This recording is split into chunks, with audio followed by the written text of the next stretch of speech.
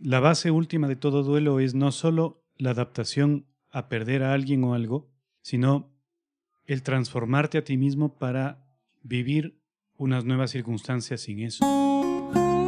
En la medida en que te niegues o te dispongas en contra de tus emociones y de tus experiencias, y en la medida en que luches contra ellas, estás realmente impidiendo el duelo. El duelo es uno de los procesos más dolorosos que tenemos que atravesar en la vida y que lo vivimos en varias circunstancias, todas importantes. La muerte de alguien a quien amamos, el fin de una relación amorosa a la que le apostamos todo, la ausencia de familiares, amigos o amigas. El duelo nos enfrenta a la profunda tristeza de la pérdida, pero también nos invita a transformar nuestra historia. Claro, no se puede en la vida cotidiana porque ya no tiene la misma forma de existencia que tú, digámosle así. Pero sigue estando en ti. Y para tu corazón tiene la misma realidad el que puedas hablar con esa persona en sueños o en un estado de trance a que lo puedas hacer físicamente. Hoy hablaremos con Esteban Lazo, psicólogo social, sobre el duelo y cómo podemos vivirlo desde el amor. Una vez que amas a alguien, nunca desaparece de tu alma. Nunca. El amor nunca se desperdicia. Nunca se desperdicia. El amor siempre tiene un motivo para estar.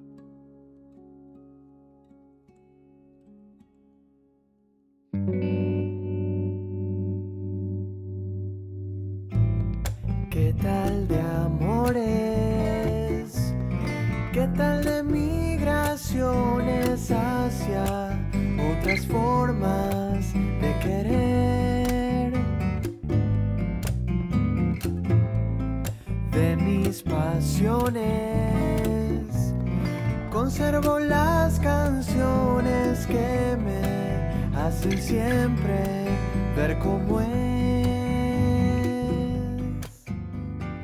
Te doy la bienvenida a ¿Qué tal de amores? Mi nombre es Nicole. Gracias por compartir conmigo este nuevo episodio para seguir descubriendo nuevas formas de vivir el amor.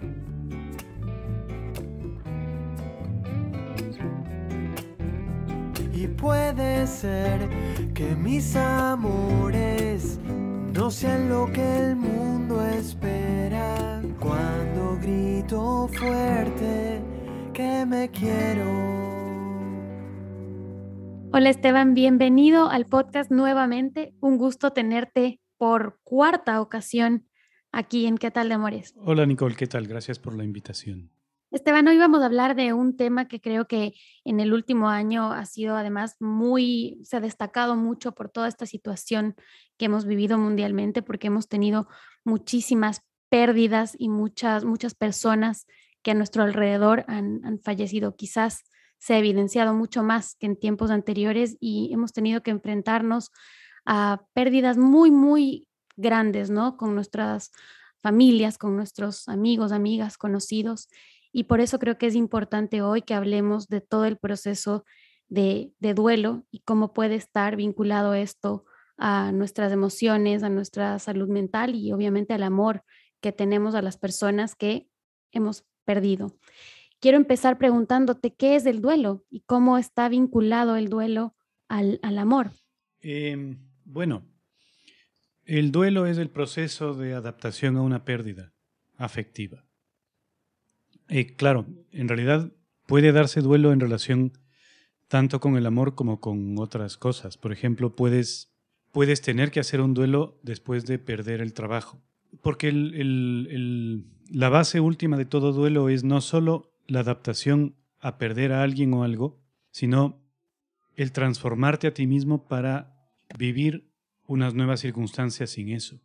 Entonces, si pierdes una pareja, tu vida cambia por completo, igual que si pierdes un trabajo, ¿no? Entonces, el duelo requiere, en último término, una transformación de tu propia identidad y de tu forma de vivir para seguir viviendo y idealmente vivir de forma todavía más intensa y profunda pese a o junto con la pérdida.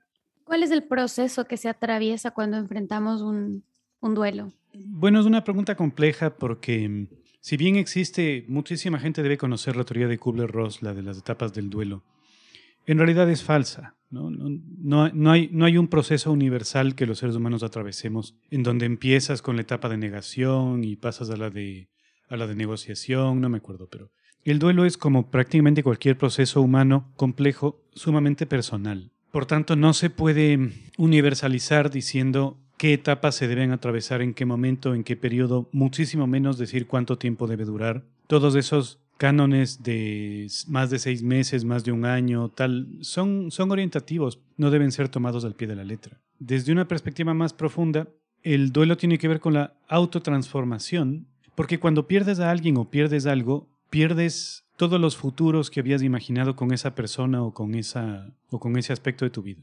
Cualquiera que ha perdido una pareja sabe esto, ¿no? Tú, cuando tienes una pareja, construyes un futuro imaginario con esa persona. Incluso aunque tengas 20 o 30 años de estar juntos, es un futuro que se da por hecho. Y cuando esa persona desaparece de tu vida por X o Y motivo, ese futuro también. Entonces, el duelo implica reconstruir, relacionarte de forma diferente con esa persona en tu interior, si se quiere llamar así, y junto con eso reconstruir la historia que compartieron y reconstruir el futuro, ¿no? De forma que esa persona tenga una participación diferente de la que había tenido. Esa sería una buena forma de resumir en qué consiste el duelo, sin pasar por el tema de las etapas y eso, que realmente no son aplicables.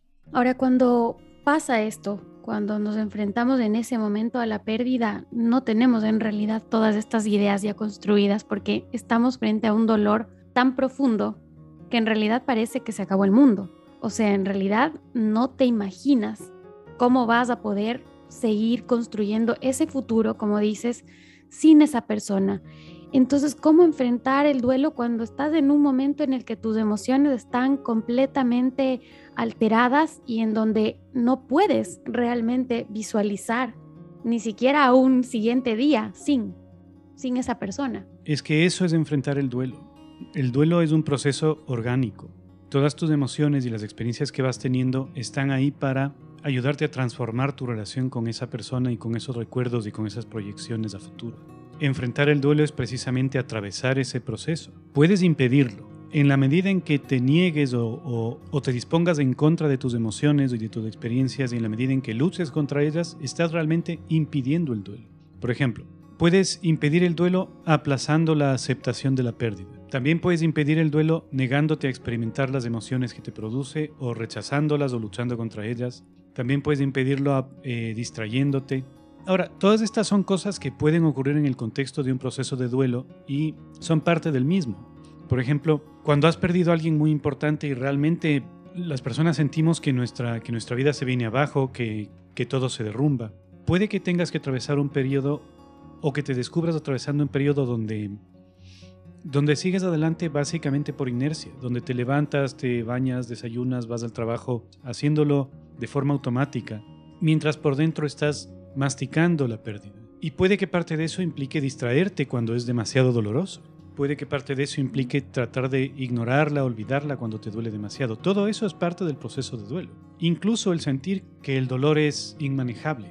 ¿Y qué pasa cuando dejas de hacer estas cosas por inercia? O sea, levantarte, comer, bañarte, aunque no tengas ganas, y te vas al otro lado, que significa no querer realmente hacer nada y vivir profundamente esa pérdida, pero al punto de entrar en un estado, puede ser ya de depresión, es decir, no estás impidiendo el duelo, pero lo estás viviendo de una manera en la que puede también traerte consecuencias mayores, como una profunda depresión. Es que sí lo estás impidiendo, porque te estás dejando arrastrar por una experiencia no solo de pérdida, sino de lástima por ti mismo. Y eso ya va más allá del duelo y tiene que ver con tu propia forma de vivir tu vida y de relacionarte con los demás, en particular con quien hayas perdido. Pero también es impedir el duelo, porque estás intentando aferrarte a una ilusión, a una fantasía que has perdido.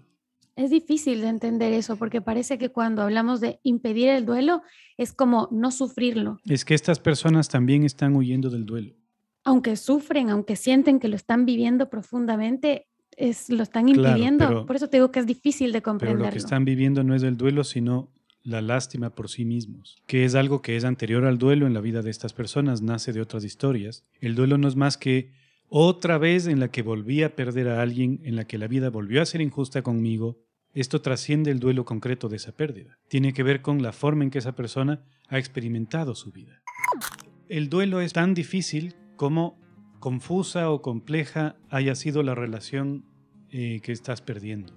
Es decir, Si tu relación con una persona era amorosa, afectiva, de respeto y era clara y más o menos diáfana, el duelo es comparativamente orgánico. Si tu relación era complicada y había emociones cruzadas y había sensaciones de traición o resentimientos o culpa o lo que tú quieras, el duelo se complica. En realidad, la mejor manera de vivir el duelo, de facilitar un buen duelo, sería tratando de tener relaciones diáfanas, amorosas, respetuosas en la vida mientras estamos vivos. Pero claro, eso tampoco es tan fácil de hacer, ¿no? Pero el duelo es una oportunidad para poner en orden esa relación. Es una oportunidad para arreglar o ordenar y sanar las heridas que esa relación te dejó a ti y también a la otra persona, aunque ya no esté presente. Eso que acabas de decir abre un montón de preguntas que ahorita se me disparan en la cabeza. No sé ni cuál hacer primero, pero me voy a quedar con la culpa, que creo que tiene varias patas dentro del proceso de duelo. Y una de esas es la que tú dices, ¿no? Esa culpa de quizás no haber hecho algo para sanar esa relación, esa culpa de murió alguien, perdí a alguien y no hice lo suficiente, no le cuidé lo suficiente, tuve una pelea y nunca me reconcilié. ¿Cómo sanar esa relación cuando esa persona ya no está? Ya no puedes levantar el teléfono y decirle, bueno, hablemos, resolvamos esto y te queda ese cargo de conciencia que creo que es una cosa que nos llena de miedo a muchas personas, ¿no? Esa sensación de, ¿y qué pasa si ya esta persona no está y yo no pude resolver mis cosas con ella? ¿Podemos sanar la relación cuando las personas ya no están? Es que nunca se van, siempre están. Pueden no estar físicamente, pero siguen estando. Pero a veces uno lo que quiere es ese perdón o esa disculpa También o ese se puede acuerdo, conseguir. ¿no? Siguen estando. ¿Cómo? Porque siguen estando. Nunca, una vez que amas a alguien, nunca desaparece de tu alma. Nunca. Cualquiera de las personas que nos escuche se puede dar cuenta en su propia experiencia. Trata de recordar a alguien a quien hayas querido mucho e imagínate sus gestos, su forma de hablar, todo eso está en ti. Si te pido que lo imites o lo remedes, lo puedes hacer, porque lo tienes dentro de ti. Esa persona sigue viviendo en tu interior. De hecho, el duelo no debe entenderse como una aceptación de la desaparición de una persona. Tiene que entenderse como una transformación de la relación con esa persona. O sea, mientras estaba viva, suponiendo que es un duelo por fallecimiento, mientras estaba viva la relación era corpórea, bilateral. Cuando fallece la relación ya no es corpórea, pero sigue habiendo una relación. Tú sigues teniendo una relación con las personas que querías y se han muerto.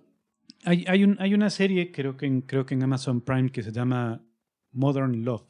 El otro día vi un capítulo y es la historia de que esta mujer tiene un auto deportivo antiguo y al inicio de la historia vemos cómo esta mujer quiere irse a su casa y el auto no arranca. Entonces le llama al mecánico, llega el mecánico y el mecánico le dice, otra vez, ya deshazte de este auto porque ya está muy viejo. Para que esté bien tienes que meterle una cantidad de dinero brutal. Y a lo largo de la historia, que es más o menos corta, nos enteramos de que ese auto era el auto que había comprado su ex marido. Y entonces, al inicio de la historia vemos cómo ella está, después de que el mecánico arregla el auto, cómo ella está yendo en el coche a su casa por unos paisajes preciosos y está hablando sola. Y luego te enteras de que realmente está hablando con su ex marido, porque en ese auto ella sentía que podía regresar a esa relación con él. Digo, bueno, no sé si la gente vaya a ver la historia, pero ya se las voy a arruinar, ¿no? Se les voy a spoilear. Al final, como tienen problemas de dinero y tal, venden el auto. Y entonces ella se entristece mucho y entonces le confiesa a su actual marido y le dice, mira, es que no lo quería vender todos estos años porque cuando estoy en ese auto sigo sintiendo la presencia de fulano, ¿no? De mi ex. Espero que no me odies. Y entonces el otro responde, ¿cómo te voy a odiar? Yo sabía perfectamente a lo que me metía cuando me casé contigo. Sabía perfectamente que esa relación es muy importante para ti. Entonces el actual marido vende algo de él, vende un bote que él tiene para recuperar el auto. Desde un punto de vista tal vez, digamos, pseudo profesional, podríamos decir, ay, es que esta mujer nunca hizo el duelo. Es todo lo contrario. Eso es hacer el duelo. Ella transforma la relación con su ex marido de forma que puede abrir espacio, después de toda esta experiencia que cuenta la historia, para profundizar la relación con su hija y con su actual pareja, manteniendo su relación con su exmarido. ¿Qué más quieres que eso? Eso es hacer el duelo. En cambio, si hubiera agarrado y efectivamente hubiera vendido por la fuerza el auto, esa relación habría quedado trunca y se habría lastimado. Por alguna razón, últimamente me parece que en muchas series o más series que antes están utilizando este recurso de que la persona fallecida aparece y tiene diálogos con la persona que sigue viva. La investigación ha demostrado que eso es extraordinariamente frecuente. Lo que se llamarían alucinaciones auditivas o incluso alucinaciones visuales son extraordinariamente frecuentes después de la pérdida. Más o menos 1 de cada 2 personas después de que se muere alguien importante escuchan su voz y más o menos 1 de cada 4 lo ve, por ejemplo, en la distancia. Esto es normal, es parte natural y normal de lo que es el duelo. De hecho, también un buen porcentaje de personas no solo escuchan su voz, sino que dialogan con esa persona. Y eso no es de estar loco, es todo lo contrario. A mí me pasó una vez esto que dices y es la primera vez que escucho que es frecuente, porque yo hasta este momento pensaba que puedo haber estado en un momento medio fuera de mí, porque yo vi a una persona que perdí, yo la vi y fue muy tranquilizador para mí, ¿sabes? Cuando me pasó. Y cuando yo dije, ahí está, levanté las alarmas en mi familia y mi familia se preocupó mucho más por mí porque pensaron que estaba disvariando. Y yo también hasta este momento dije, ¿será que le vi? Que me imaginé que estaba medio mal, pero bueno, lo vi. Y para mí fue sanador haberle visto, porque le vi sonriendo. Cuando piensas que todo está mal, yo lo vi sonriendo y dije, bueno, sigo, pero me pasó.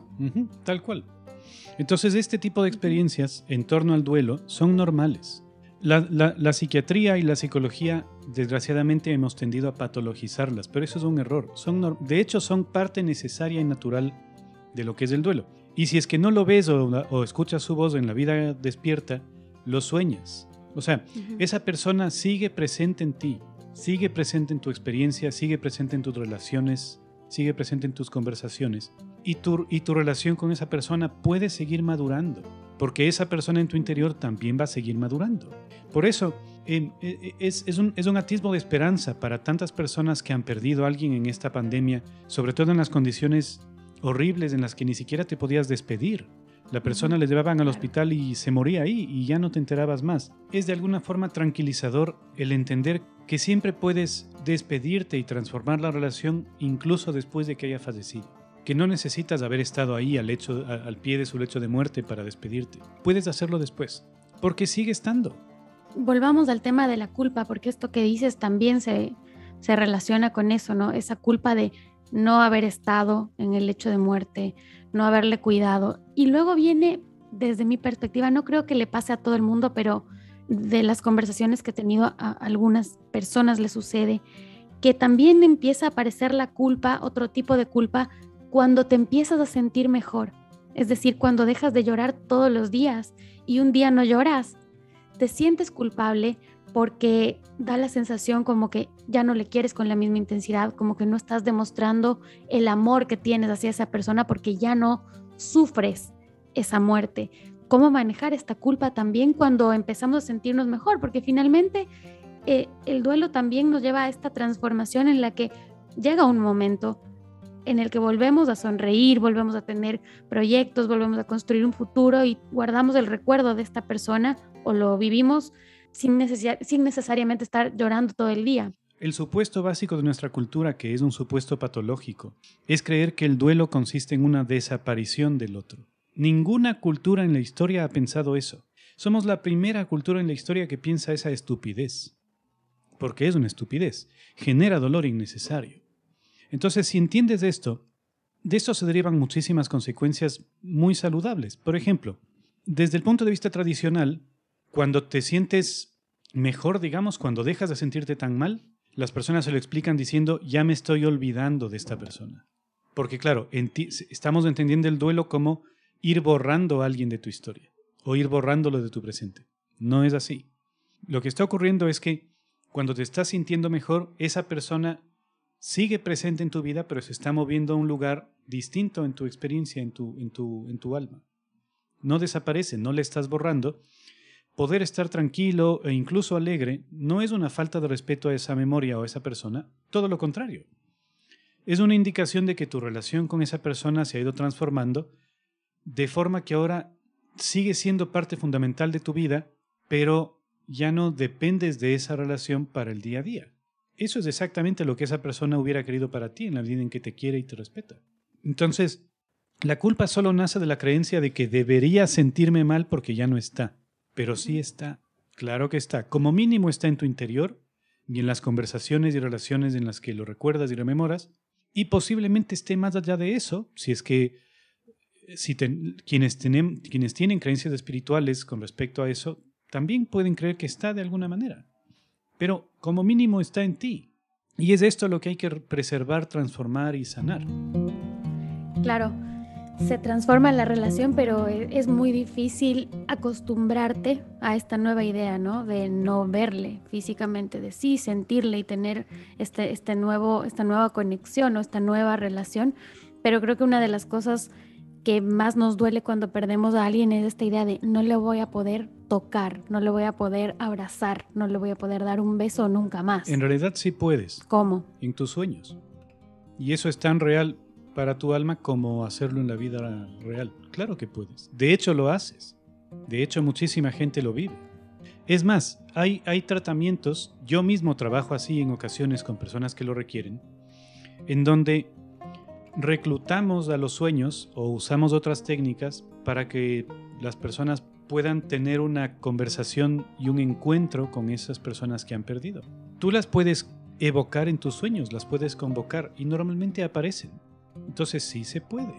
Claro, no se puede en la vida cotidiana porque ya no tiene la misma forma de existencia que tú, digámosle así. Pero sigue estando en ti. Y para tu corazón es igual. Tiene la misma realidad el que puedas hablar con esa persona en sueños o en un estado de trance a que lo puedas hacer físicamente. O incluso que lo puedas hacer cerrando los ojos o imaginándote esa persona. Tiene exactamente la misma realidad porque esa persona es real. No físicamente real, pero es real. Estás ahí tranquilamente y de repente, ¡pum!, algo te trae un recuerdo de algo y te entristeces. Bueno, esa tristeza no es más que la demostración de el amor que tenías por esa persona. Así es como hay que vivirlo. Eso es lo que es. Y una vez que reconoces eso, puedes apreciar que esa tristeza te conecta, te mantiene conectada con esa persona que fue importante para ti. Esto no solo en los duelos por fallecimiento, sino en cualquier tipo de duelo. Incluso aunque esa persona siga viva y no hayas hablado con ella en 10 años, también pasa lo mismo. Todo esto que estás comentando de la culpa y todo eso es parte de esa historia que tienes que volver a tejer en diálogo, en relación con aquella persona que tú has perdido. Cuando tejemos esta historia que tú mencionas, en ese proceso también podemos caer en esta idealización de la persona que ya falleció. Especialmente hablo del tema del fallecimiento porque esa idealización llega cuando ya no tienes en tu mente esta idea de que no le vas a volver a ver nunca más y que todo era perfecto cuando estaba y que nada va a ser igual ahora que no está. ¿Cómo tejes esa historia de una manera más saludable para tu mente, para tus emociones y no idealizando? Porque la idealización me imagino que no es algo positivo del todo. No es algo que se puede controlar. Es que donde hay una idealización hay una devaluación también. O sea, el motivo por el que idealizas a una persona a la que has perdido es porque le estás contrastando con alguien más a quien estás también devaluando. Y eso sí, normalmente cuando pasa, ya pasaba en la vida antes de la pérdida. Normalmente cuando mantienes una imagen idealizada de alguien a quien has perdido, es porque ya desde antes de que lo perdieras, tenías esa imagen idealizada porque lo tenías en comparación o contraste con alguien a quien devalúas. Entonces, desidealizar implica reevaluar a la otra persona. Y evidentemente, la otra persona a la que tú devalúas también es parte de la historia. Entonces, cuando te vas volviendo a contar esa historia en ese diálogo, lo que tendría que ocurrir es que vayas dejando entrar más porciones de la realidad en esa historia. Porque por muy egoísta que haya sido la persona a la que devalúas, sigue siendo un ser humano que seguramente estaba muy lastimado. Y por muy maravillosa que haya sido la persona a la que idealizas, sigue siendo un ser humano que cometió errores.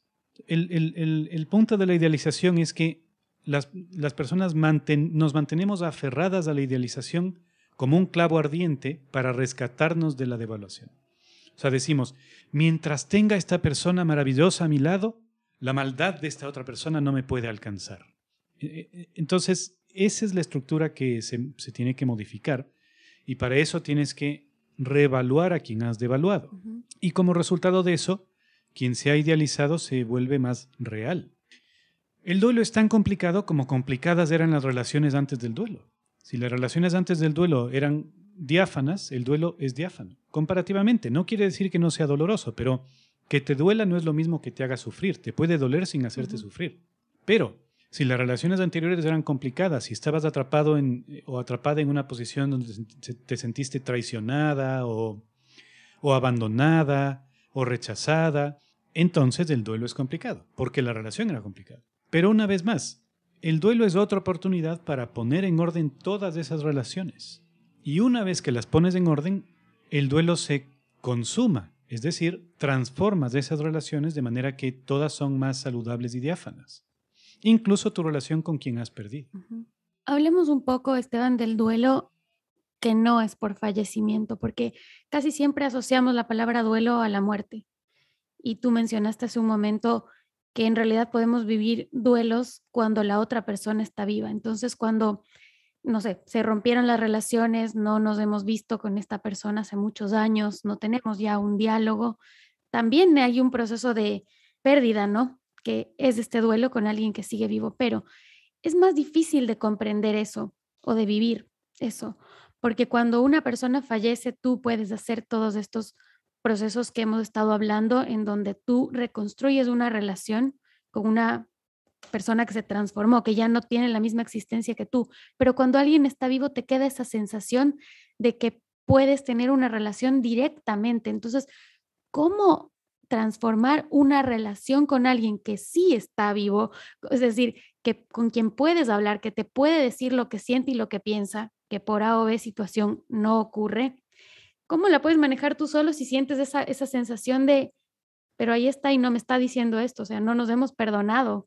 ¿Cómo puedo yo sanar una relación si con esta persona no puedo tener un diálogo? ¿Me explico? El motivo por el que ese duelo es complicado es porque de todas maneras sigues teniendo a esa persona dentro de ti y te sigue doliendo. De todas maneras está dentro de ti también, aunque esté allá afuera también.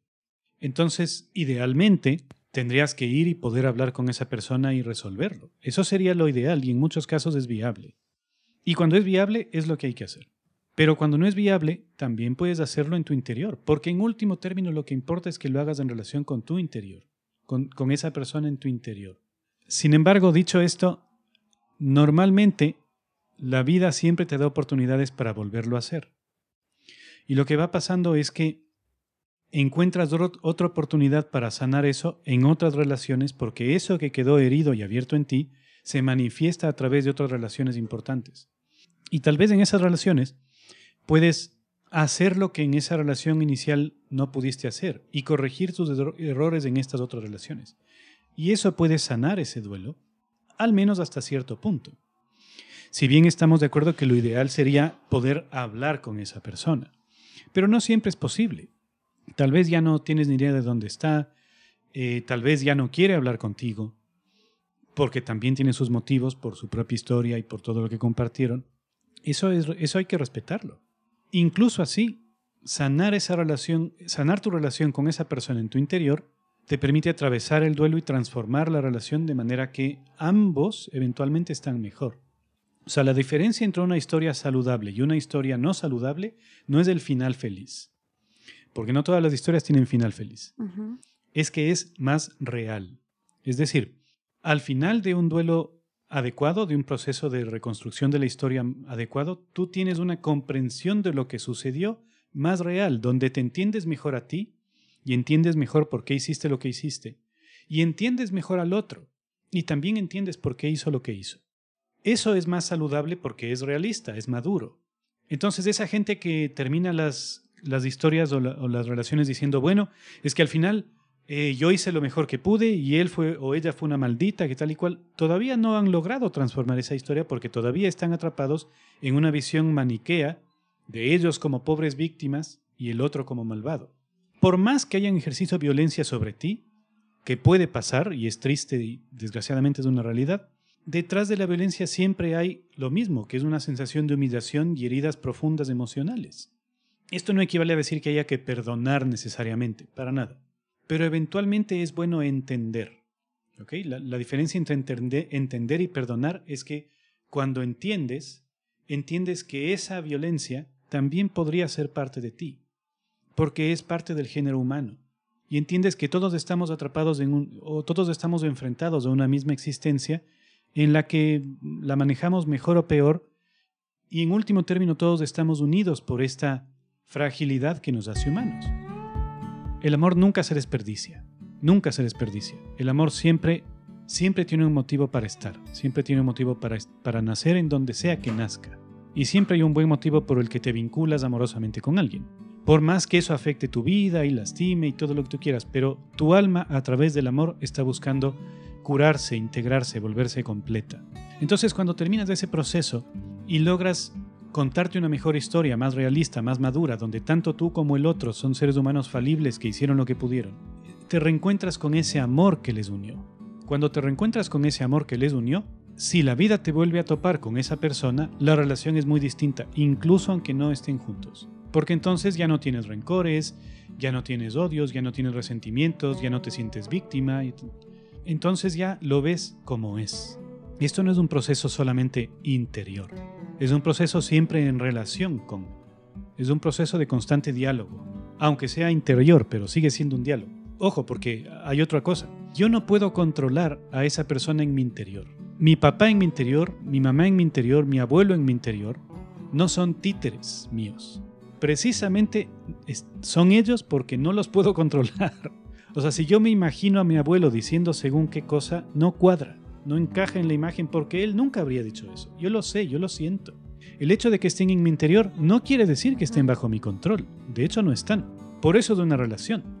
Es que justo por eso es que a veces tienes esta sensación de qué me hubiera dicho, porque parece que en tu mente tú decides qué te dice la otra persona, entonces no validas mucho eso, porque lo que esperas es que se haga realidad cuando el otro te lo dice, no cuando está en tu mente. Entonces por eso estos procesos de sanar las relaciones con otras personas sin verlas o sin hablar o sin tener esa conversación o ese perdón o esa disculpa es difícil de asimilar, porque te da la sensación de que tú lo estás imaginando, que no es real, porque no te lo dijo. Es correcto, pero es real. Tiene otro nivel de realidad, es decir, es tan real como la otra persona. No es algo que puedas controlar en tu interior. Y por eso es un vínculo. Y por eso, como hablamos hace tiempo en el podcast sobre el amor, es auténtico amor, porque es un otro que tú no puedes controlar. La transformación de la relación avanza en dirección de una relación cada vez más realista. O sea, ese otro en tu interior se va manifestando cada vez más como un otro, como un auténtico otro que tú has internalizado, como un auténtico otro que no es el resultado de tus fantasías, que se escapa de las proyecciones que le pones, sino que es el otro. Cuando logras tener ese otro auténtico en tu interior, entonces el duelo se consuma, porque entonces es una relación. Hay muchas investigaciones contemporáneas que demuestran que el Psychomantium como mecanismo o como técnica de facilitación del duelo es eficaz. En resumen, se les conduce a entrar en un estado especial de conciencia donde son permeables a la relación con ese otro. Y eso puede ocurrir de forma espontánea o de forma más facilitada dentro de una terapia. Ocurre de forma espontánea cuando, como en el ejemplo del capítulo que les he comentado, esta mujer hablaba con su expareja físicamente en el coche, ¿no? Ahí espontáneamente ella se permeabiliza a ese otro. Ocurre de forma terapéutica cuando tú, trabajando con un consultante, entras junto con él, porque realmente es algo que ocurre interactivamente, entras junto con él en un estado especial de trance, ¿no? Que no es nada misterioso ni nada fuera de lo común, simplemente un estado de apertura a otros aspectos de tu propia experiencia. La ventaja de esto es que el otro en tu interior es muy fiel al otro que tú internalizaste. Y entonces las personas que atraviesan estas experiencias salen sorprendidas porque salen diciendo, por primera vez mi papá me pudo decir que me quería. Por primera vez mi mamá se pudo disculpar. De hecho, todos estamos familiarizados con esas historias de que en el lecho de muerte las personas intentan poner en orden sus vidas. Efectivamente es así. La investigación también ha demostrado que en el lecho de muerte las personas tienen como he comentado, tienen ilusiones o alucinaciones donde logran resolver problemas vitales que tenían pendientes quizá incluso desde que eran niños. Entonces, claro, tú tienes que darle la oportunidad a ese otro dentro de tu interior de madurar, también así como tú te le estás dando a ti. Y en la medida en que madura, esa relación se va sanando. Y darle la oportunidad de madurar quiere decir mantener el diálogo sin intentar forzarle a una u otra cosa, que es exactamente lo mismo que pasa en la vida real. Esteban, el tema de los sueños creo que es también muy relevante en todo este proceso del que estamos hablando, porque justamente es en esos sueños en donde uno siente que se comunica con esta persona.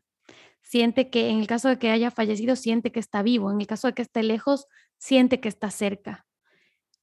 ¿Qué papel juegan los sueños en el proceso de los duelos? Porque también ahí puede haber un shock, ¿no? En el caso de fallecimiento, tú sueñas que está vivo y cuando es tan real, lo sientes tanto que cuando te despiertas, te tiras a llorar porque te das cuenta, te enfrentas de nuevo a esa realidad en la que ya no está durmiendo al lado tuyo ni en la casa suya aquí cerca. ¿Qué papel tienen entonces los sueños en el proceso de duelo?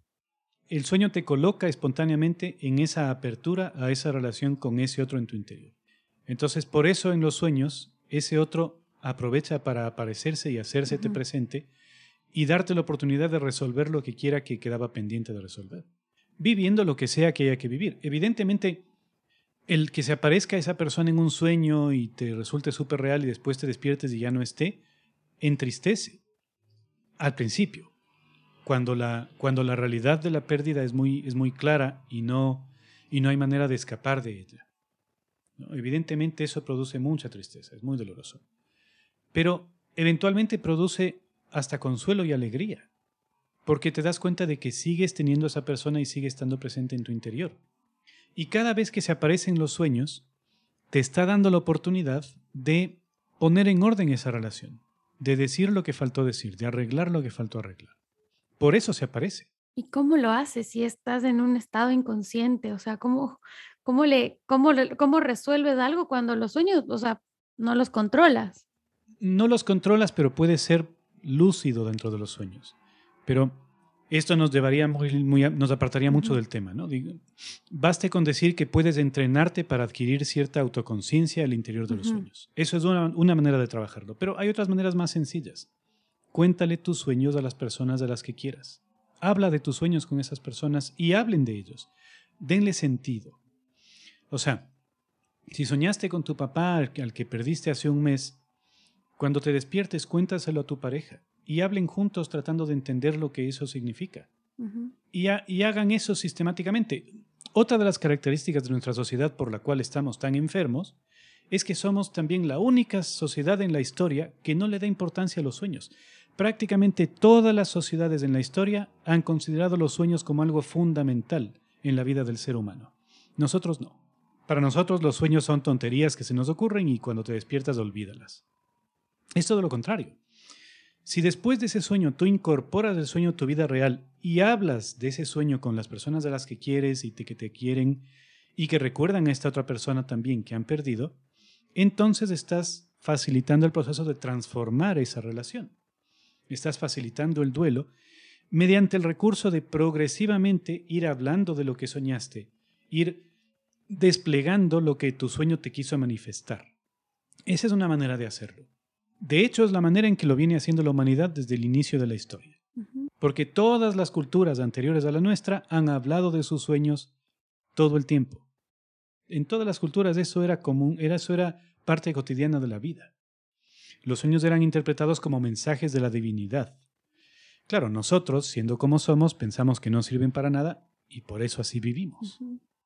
Son manifestaciones entonces de algo que está dentro nuestro que no sabemos cómo expresarlo, puede ser, o de lo que nos faltó construir con otra persona, porque ahorita también estoy pensando en que los sueños no siempre son lindos. Se habla siempre de soñar como si siempre fuera algo que te hace sentir bien, pero en realidad tienes sueños que te duelen, que te lastiman. Yo personalmente sueño mucho. Hay personas que dicen que no sueñan mucho o que no se acuerdan. Yo sueño mucho y más de una vez me he despertado riendo a carcajadas. O sea, Diego me ha despertado porque me estoy riendo demasiado y otras me he despertado llorando tanto que me ha costado dejar de llorar. Ya aún despierta, o sea, es tan fuerte la emoción que la sigues sintiendo aún cuando ya estás consciente, ¿no? Eso que estás viviendo es real para ti, es real para tu interior. O sea, esa tristeza o esa alegría son reales. Uh-huh. No tienen la misma forma de realidad que una mesa que es palpable, pero son reales igual. Y por tanto tienen que ser reconocidas igual. El sueño pone delante de tus ojos, a la manera que puede hacerlo un sueño, precisamente lo que en cada momento necesitas para avanzar en tu proceso de maduración. El sueño es como un espejo que pone delante de ti precisamente lo que está un poquito por delante de lo que alcanzas a ver. Si tú alcanzas a ver hasta aquí, es decir, si tú solo logras ver hasta aquí quién eres tú, cómo es tu vida, etc., el sueño lo que hace es poner delante de ti algo que está un poquito más allá, un poco más allá de tu horizonte en este momento. Y trabajar con los sueños, por tanto, acelera la maduración y el desarrollo. Y en el caso del duelo, aporta a ese proceso. Claro, porque pone delante de ti exactamente lo que está un poquito por delante en esa transformación de la relación con el otro, que es o debe ser el duelo. Uh-huh. Por eso, una forma muy potente y sencilla de trabajar o de facilitar los duelos es aprovechar los sueños. No es la única.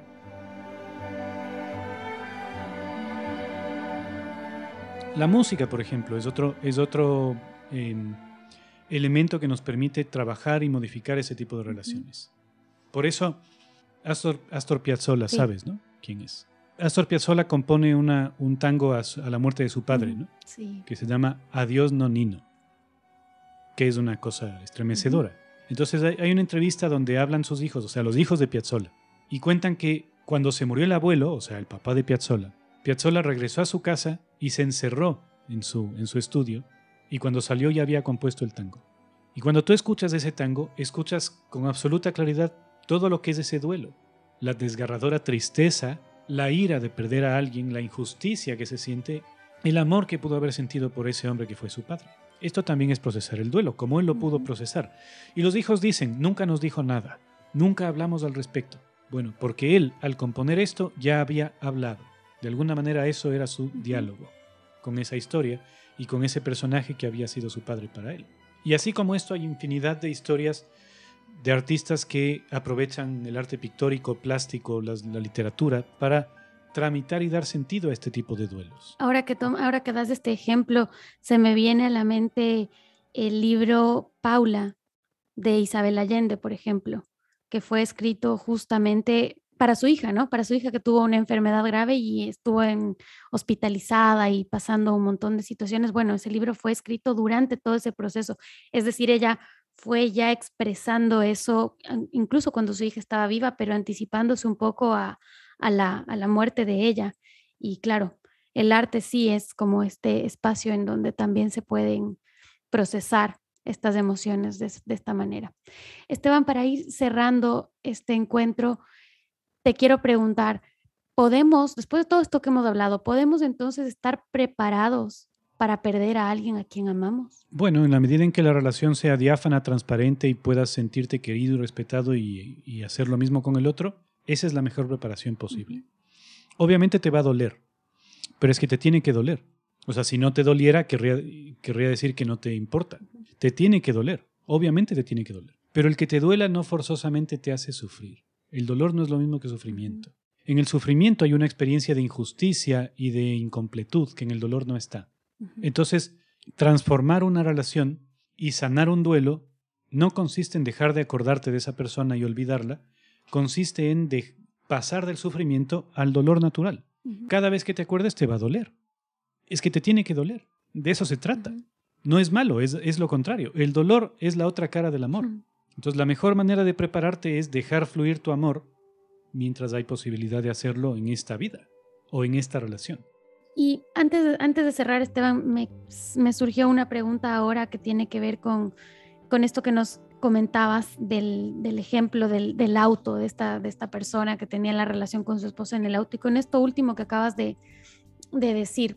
¿Cómo nos damos cuenta que este recuerdo de la persona que ya no está es como ese recuerdo sano, amoroso, porque es alguien parte de tu vida que no la vas a borrar, y cuando en realidad este apego a las cosas personales, materiales, puede resultar nocivo para nosotros. ¿Cómo funciona eso, no? Porque a veces nos aferramos un montón a las cosas importantes de las personas que no están, a su ropa, a sus escritos. Generalmente no es a las cosas materiales valiosas como, no sé, no me refiero al dinero o a las cadenas de oro, me refiero a la servilleta donde te escribió una palabra o a la ropa que utilizó cierto día.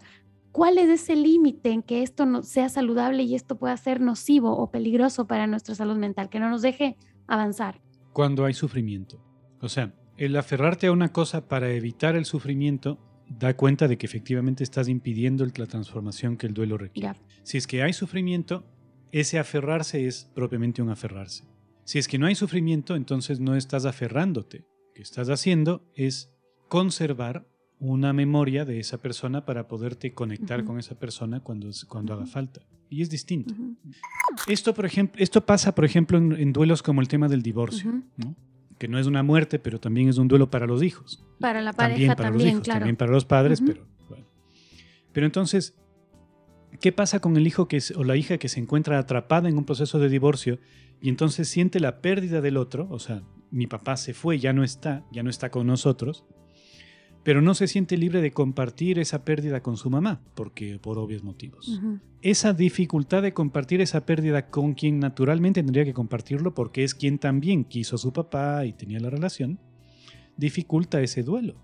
Y claro, se puede manejar y se puede resolver y el chico o chica puede tener una relación con su padre más allá de su casa y reconstruirla y mejorarla, y eventualmente, idealmente, lo que tiene que pasar es que todos hagan ese duelo juntos. Por eso decía, no es un tema interno. El tema interno, la transformación interna, debe propender o propiciar que esto se transforme en las relaciones. Porque cuando hacemos el duelo, y lo hacemos bien, terminamos recordando a esa persona junto con las demás personas que la querían. Y solo en ese momento valoramos adecuadamente o conmemoramos adecuadamente la memoria de esa persona. Y nuestra sociedad, por mal que haya hecho las cosas, todavía no pierde eso. Por eso seguimos haciendo misas de difuntos, para juntarnos con quienes lo querían y lo respetaban. Cuando eso no se puede hacer, el duelo se dificulta, claro. Pero eso no es más que un mensaje de que tienes que arreglar las relaciones con esas personas que siguen vivas para poderlo hacer. Eso es parte del duelo también, irónicamente. Esteban, para terminar, quisiera que me digas algún mensaje final de este episodio para una persona que por ahí está en este momento enfrentando los primeros momentos de un duelo, que creo que es lo más difícil, ¿no? Decirle algo a una persona que está recién enfrentando una pérdida es muy complicado, porque uno es ahí cuando siente que no hay nada que le va a consolar. ¿Qué crees que debe hacer? ¿Cómo puede vivir ese momento? Bueno, creo que el mejor mensaje que se puede dar es el mensaje con el que casi iniciamos, que es: esa persona no se ha ido, solo se ha movido de lugar. Tú tienes que encontrar dónde está y desarrollar o transformar la relación para poderte vincular en el lugar donde ahora está. Y eso es el duelo. Gracias, Esteban, por este episodio. Te mando un abrazo hasta México, donde estás en este momento. Gracias a ti. Acabas de escuchar ¿Qué tal de amores? Si te gustó el contenido, compártelo en tus redes sociales. Y si quieres formar parte de esta comunidad, no olvides suscribirte al newsletter desde www.quetaldemores.com. Hasta un siguiente episodio. De mis pasiones conservo las canciones que me hacen siempre ver cómo es. Voy dejándome llevar por los impulsos del amor. Voy dejándome encontrar en las historias. Y puede ser que mis amores no sean lo que el mundo espera. Cuando grito fuerte que me quiero.